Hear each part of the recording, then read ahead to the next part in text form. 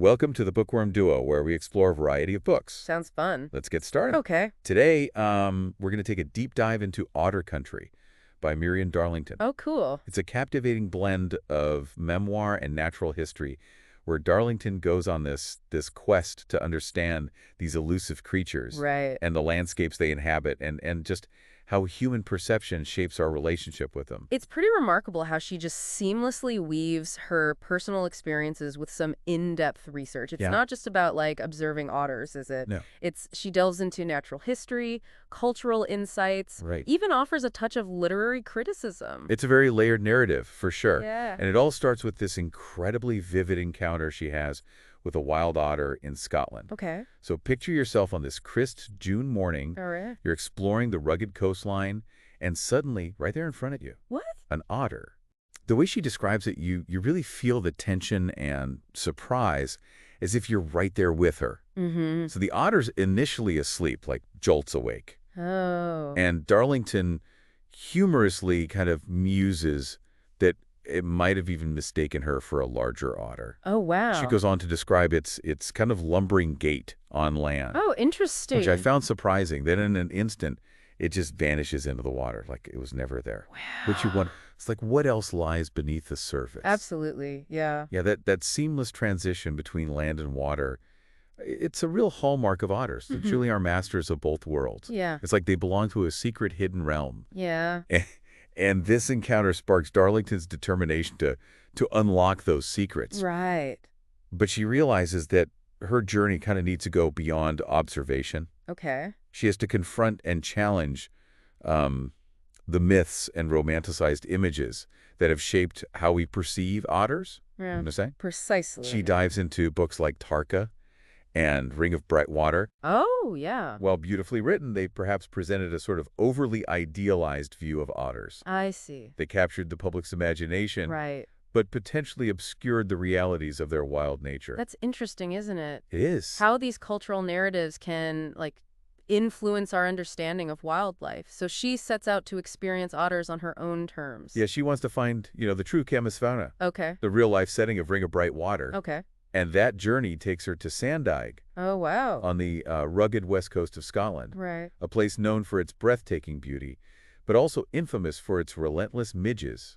Oh, those midges. Darlington doesn't shy away from sharing some rather humorous anecdotes about her encounters with them, Okay. like how the ferryman seems completely impervious to their attacks, Wow. which later leads to the discovery that Avon moisturizer, of all things, acts as a repellent. Who would have thought? Yeah, it's these unexpected details that bring her journey to life. Right. And it underscores her commitment to experiencing otters in their natural habitat, no matter the obstacles. Right. She's determined to see beyond the romanticized image, Okay. understand the true essence of otters. I like that. She even recounts this funny incident at the Kyleria otter hide, Oh. where this family mistakes seals for otters. Oh, yeah. It's a common misconception, isn't it? It is. Yeah. Darlington highlights how seals, being much more visible and less shy, are often mistaken for otters. Makes sense. She makes this clever comparison. Seals are like the dogs of the sea, always curious about humans, Oh. while otters are more like cats, Okay. elusive and independent. That's a great analogy. Yeah, it helps visualize the stark differences in their behavior. Yeah, it does. She even details, like, their diving styles, Okay. seals with their grand, splashy entrances, Right. and otters just vanishing beneath the surface with barely a ripple. It's fascinating how those subtle details reveal so much about their nature, isn't it? And these observations lead Darlington to a deeper exploration of, like, otter behavior. Yeah. She spends hours at Kyleria, Wow. meticulously observing them, Yeah. contrasting their movements and habits with those of seals. So she's going beyond the superficial differences, wouldn't you say? I would, yeah. She's trying to delve into the otter's mindset, understand their relationship with their environment, Yeah, and how it contrasts with human perception. exactly. Darlington really delves into how otters are driven by instinct, Right. by the need to hunt and survive. It makes sense. Their world revolves around the river, the tides, the constant search for food. Right. Human interaction's simply not on their radar.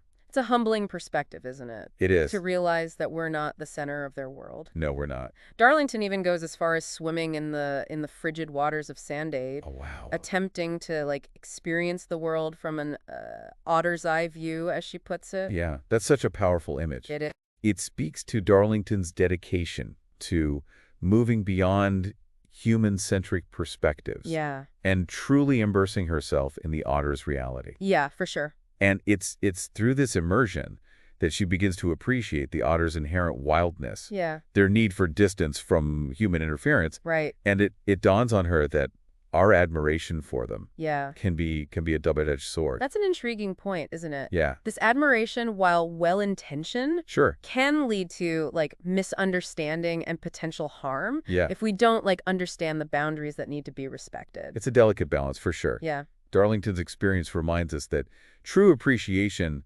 often requires us to step back Right. and observe from a distance, Makes sense. allowing these creatures to exist on their own terms. Yeah, I agree with that. And this realization prompts her to delve even deeper, Oh, okay. going beyond observation, Right. to research their ecology, their intricate role in the web of life that makes up their habitat.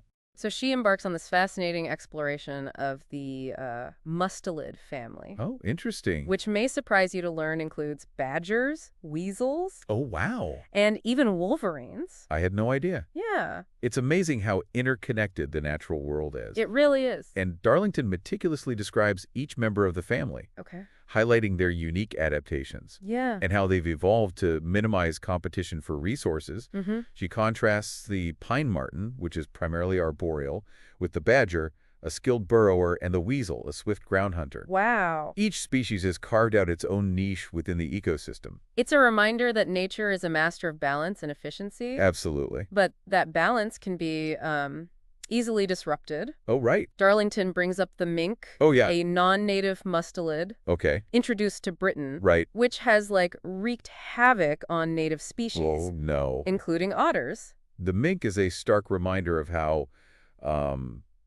human actions can have those unintended consequences. Absolutely. Yeah. Its introduction has led to direct conflict with otters Right. and devastated water vole populations. Oh, wow.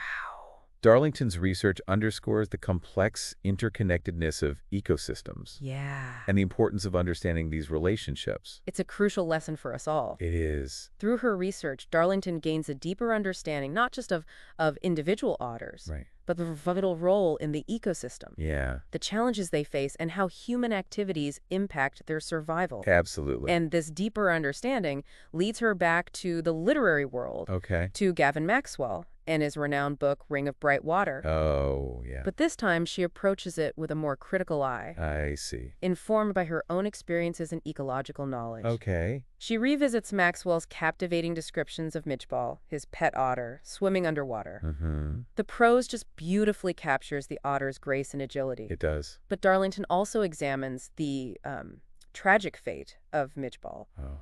Who, despite being raised in captivity, ultimately succumbed to his wild instincts, Right. disobeying Maxwell's instructions and meeting a tragic end at the hands of a local. It's a sobering reminder that wild animals, even when raised in close proximity to humans, Yes, retain their wild nature. they do. It also speaks to the complex and sometimes heartbreaking relationship between humans and the animals we attempt to domesticate. For sure. Darlington doesn't shy away from these difficult aspects. She even delves into the complicated relationship between Maxwell and Kathleen Raine. Oh, wow. A poet who harbored unrequited feelings for him, Right. and formed a deep connection with Midgeball. It adds another layer to the narrative, Right. shedding light on Maxwell's personality Okay.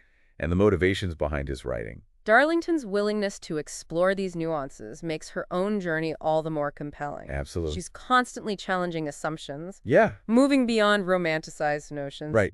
toward a more profound understanding of the otter's true nature. It's a journey of continuous discovery, It is. both for Darlington and for us, the readers. Mm-hmm. And it takes her next to the river dart, Okay. a place familiar to her from childhood. All right. This time, though, she's exploring it with this newfound awareness, tracing its course from the untamed upper reaches to the increasingly human-impacted lower valley. This journey becomes like a microcosm of the book's larger themes.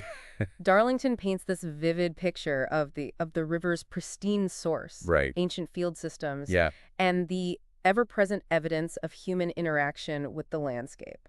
Even amidst the serious exploration, she sprinkles in those lighthearted moments. Oh, good. Like her comical tumble into a bog, emerging with what she describes as a pleasant aroma, of peat. It's these touches of humor that make the book so relatable, I think. Totally. But as she ventures into the lower valley, Yeah. she also confronts the harsh realities of human impact. Right. Intensive farming practices, Yeah. chemical runoff, Mm-hmm. and the ways in which human development has altered the river's natural flow. It's a stark contrast to the pristine beauty of the upper reaches, isn't it? It is. This juxtaposition underscores that complex relationship between humans and the natural world. Yeah, and this leads Darlington to another significant literary figure, Okay. Henry Williamson, the author of Tarka the Otter. Oh, yeah. This enduringly popular novel, while groundbreaking in its realistic portrayal of otter life, was inspired by a tragic event. Oh, wow. Williamson's own pet otter cub was caught in a trap, Oh, no. an incident that profoundly impacted him Oh, I bet. and ultimately led to the creation of Tarka. Wow. Darlington delves into the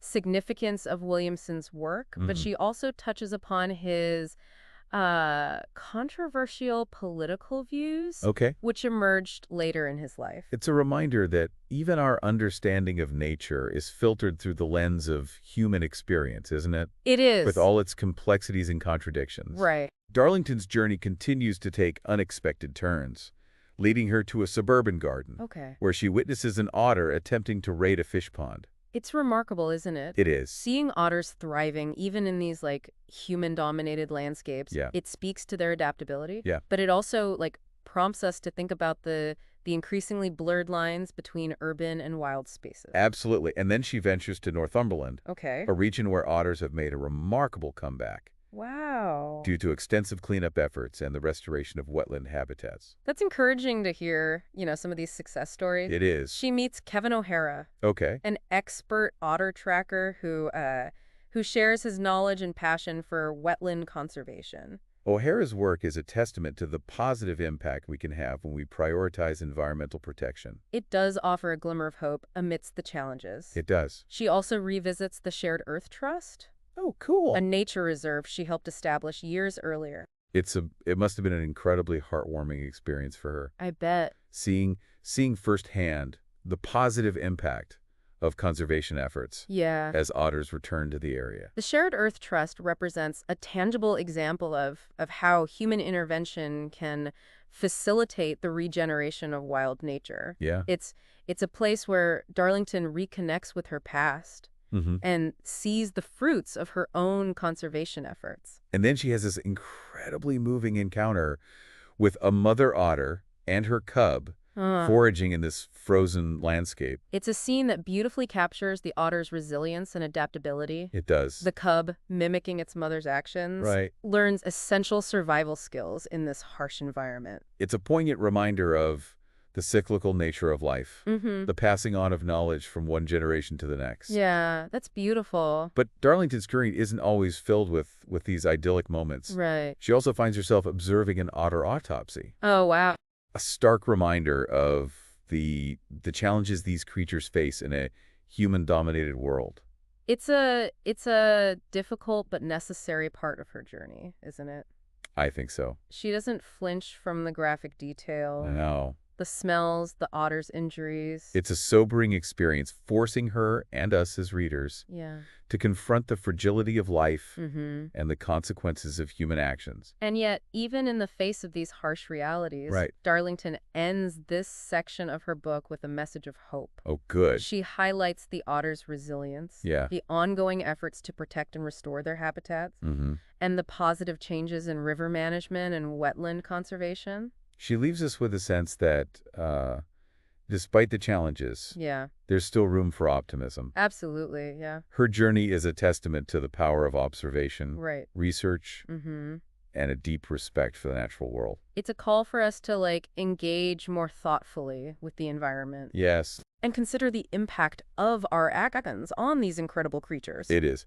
It's inspiring to see how Darlington's commitment to understanding otters takes her beyond just observing them in their natural habitat. Yeah, she really wants to get to know them. Right. Like a deeper dive. So she wants a more like a scientific and analytical perspective. Exactly. So she actually enrolls in an otter ecology course Wow. led by this seasoned ecologist named Rob. Oh, cool. Rob sounds like quite a character. Okay. He's this incredibly knowledgeable and passionate ecologist Okay. who guides Darlington and her fellow students through this whirlwind tour of mustelid identification. Oh, wow. And it's not for the faint of heart. What is that? She mentions this rather unpleasant encounter with a decaying gannet head. Oh. Apparently the stench lingered for hours. Oh, gosh. But, field work. Yeah. It could be quite an adventure. That's true. It's not always glamorous, but it does provide that invaluable first-hand understanding Right. of animals and their environment. Yeah, for sure. And Rob's approach goes beyond lectures. Okay. He takes them out into the field, Nice. teaching them the art of tracking, interpreting scat, and truly unlocking the secrets of the otter's world. That sounds like fun. It does. He's like a modern-day tracker. Yeah. Passing down that ancient knowledge. Right. Through hands-on experience. Darlington describes how he points out, the subtle differences Okay. between otter and mink tracks, Oh, wow. revealing how the mink, seems to follow the otter's path, almost like a shadow. That's kind of eerie. It is a little bit, yeah, but Yeah. also fascinating. Yeah. It speaks to the complex predator-prey relationships that exist in nature. For sure. And it highlights the importance of careful observation. Right. The most revealing clues are often hidden in plain sight, waiting for a trained eye to decipher them. Yeah, that's true. Armed with this newfound knowledge, Darlington sets her sights on a new landscape, Okay, where to? the flatlands of Somerset. Oh. It's a stark contrast to the rugged Scottish coast she explored earlier. Yeah, for sure. This shift in location, I think, really speaks to Darlington's thoroughness. Mm-hmm. She wants to understand how otters adapt to different environments. Yeah. And the unique challenges that they face. I see. And the Somerset levels present their own set of challenges. Okay. Darlington describes it as this watery world of ditches, drains, and reed beds. Wow. A place where land and water intertwine in this constant dance. Sounds beautiful. It's a landscape steeped in history, rich in biodiversity, but it's also been significantly altered by, human activities. Yeah, unfortunate. From drainage and agriculture to peat extraction. Right. She even mentions the discovery of an ancient timber trackway. Wow. Dating back 6,000 years. Oh, my goodness. It's a reminder that humans have been interacting with and shaping this landscape for millennia. Yeah. And it's within this ancient landscape that Darlington experiences one of her most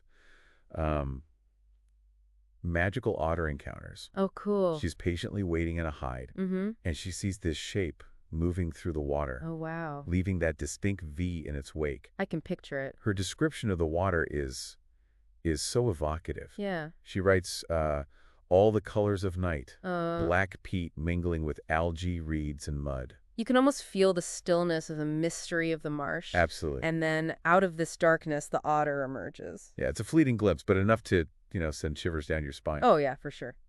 Darlington describes the experience as a kind of osmosis. Oh, wow. Where her senses heighten. Okay. Absorbing the sights, the sounds, the smells of the marsh. Right. Becoming one with the environment. It's a beautiful testament to the power of immersing oneself in nature, isn't it? It really is, yeah. That we're all connected to the natural world. Yeah. And when we open ourselves to it, we tap into that deeper awareness. Yeah, of that connection. But Darlington's journey isn't just about, personal revelation. Right.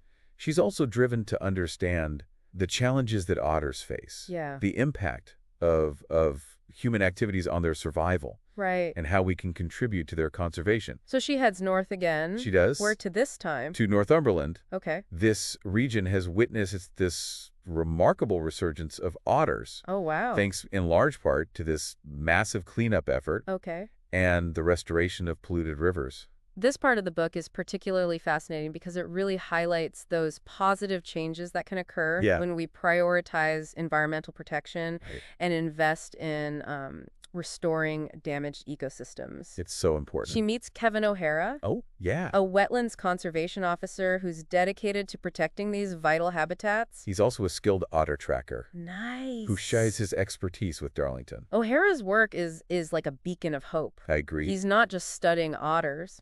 Right. He's actively working to secure their future. Yeah, that's so important. Darlington learns that Northumberland's unique geology, with its fast-flowing rivers and rocky terrain, has actually aided in the otter's recovery. Oh, interesting. These rivers, unlike those in other areas, cleanse themselves more rapidly, bouncing back from the pollution of the past. That's good. It's a reminder that nature has this astonishing capacity for healing. It does.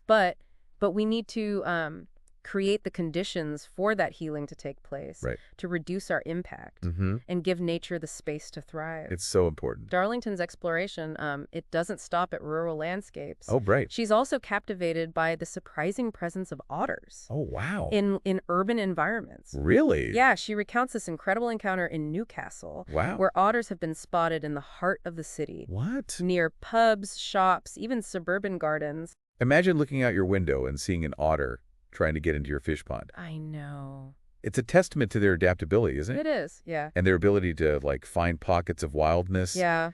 Even in the most unexpected places. It also challenges our preconceived notions about the boundaries between human and animal spaces. For sure. And then she heads south again, Okay. back to her home in Devon. But her quest to understand otters continues. Okay. She's drawn to the River Tamar. Oh, wow. The boundary between Devon and Cornwall. Okay. A river with a rich history and a complex relationship with human activities. Yeah, this river has witnessed it all, hasn't it? It has. From ancient settlements and industrial development to the modern-day pressures of agriculture and tourism. And yet, even amidst these challenges, otters are making a comeback here. Good to hear. Darlington discovers their tracks along the riverbanks. Oh, cool. Evidence of their resilience and adaptation. Yeah.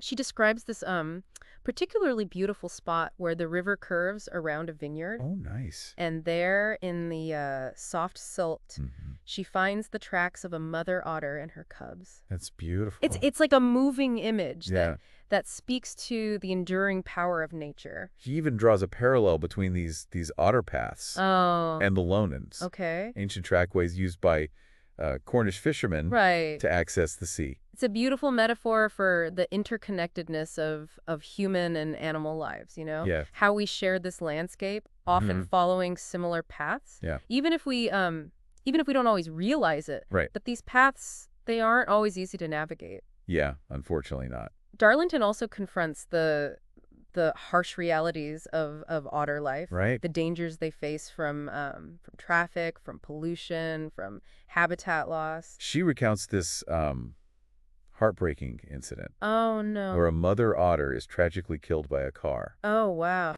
While attempting to cross a busy road. Oh, my goodness. It's a stark reminder of the fragility of life. Yeah, it is. And the unintended consequences of our actions. Right, and this experience leads Darlington to a place she never expected to find herself. Where? An otter autopsy. Oh, wow. It's a graphic and unsettling scene. I imagine. But Darlington doesn't shy away from the details. No, she doesn't. She wants to understand, the full spectrum of challenges that otters face, the impact of human activities on their lives and deaths. She describes the smells, the blood, the meticulous examination of the otter's body. It's a stark contrast to her magical encounters in the wild. It is. A stark reminder of the brutal realities that exist alongside beauty and wonder. For sure. But even in this darkness, she finds a glimmer of hope. Oh, good. She learns from Liz, the woman conducting the autopsy, okay, that a majority of otter deaths are caused by traffic accidents. Wow. This knowledge empowers her because if we can reduce these accidents, we can make a significant difference. I agree. It's a reminder that even small actions can have a ripple effect, that we all have a role to play in protecting the natural world. Absolutely. It's a powerful realization, isn't it? It is. That even amidst the challenges and sometimes tragic realities, there's still room for positive change. Absolutely. And Darlington's journey doesn't end with the autopsy. Right. She continues to explore, observe, and learn, seeking a deeper understanding of otters and their place in our world. It's inspiring to see how this experience fuels her determination to advocate for their conservation. Yeah. She revisits the Shared Earth Trust. Oh, right. That nature reserve she helped establish. Very well. And it's there she witnesses the remarkable success of their efforts to regenerate wild nature and create havens for otters to thrive. It must have been incredibly rewarding for her to see those efforts come to fruition. I bet. To witness the return of otters to a place she had a hand in protecting. Absolutely. It's a testament to the positive impact humans can have when we prioritize conservation and work towards restoring damaged ecosystems. But Darlington's journey takes her beyond these heartwarming successes. Okay. She delves back into the complexities of the human-otter relationship. She's drawn back to that fundamental question. How do we balance our fascination with these creatures with the need to respect their boundaries? Exactly. Darlington doesn't offer like simple answers, Right. but her book prompts us to contemplate our relationship with the natural world, Hmm. to move beyond romanticized notions and embrace the complexities of wildness. It's about recognizing that our actions, even those seemingly insignificant, can have far-reaching consequences for these creatures and their habitats. Absolutely. Her exploration challenges us to see the world through the otter's eyes, Hmm. to understand their vulnerabilities and the impact we have on their survival. It's about cultivating a deeper empathy for these creatures and recognizing the intricate web of life that connects us all. And ultimately, Darlington's journey, despite the challenges and heartbreaks, ends on a note of hope. It does. She shows us that even in a world increasingly dominated by human activity, Right. there's still room for wildness, for those unexpected encounters that remind us of nature's beauty and resilience. Her final chapter brings her back to Cornwall, Oh, wow. where she experiences one last magical encounter with a family of otters, a mother, and her two cubs, Aw. slipping silently into the water. It's a fitting end to her exploration, a full-circle moment that brings her back to the source of her fascination. Yeah. She describes them as being mud-colored, Oh, wow. blending seamlessly with their surroundings, Right. almost invisible to the untrained eye. It's a reminder that the otter's world is a hidden world, a world of secrets and shadows Hmm. that we're privileged to glimpse. And it's a challenge to us to open our eyes to truly see the wildness that exists all around us, Yeah. even in the most unexpected places, Mm-hmm. to become more aware of the the delicate balance that sustains life Right. and our role in preserving it. Darlington's book isn't simply a nature documentary or a travelogue. Right. It's a deeply personal exploration of her evolving understanding of otters and their place in the natural world. And that's what makes it so compelling. It Her is. honesty about her own struggles and doubts. Right. It was her journey relatable. Mm-hmm. We see her wrestling with the complex issues of conservation, Yeah. trying to find that delicate balance Right. between human needs and the needs of wild creatures. She's constantly questioning her assumptions, Yeah. pushing herself beyond the romanticized images often presented in literature and popular culture Right. to arrive at a deeper appreciation for the otter's true nature.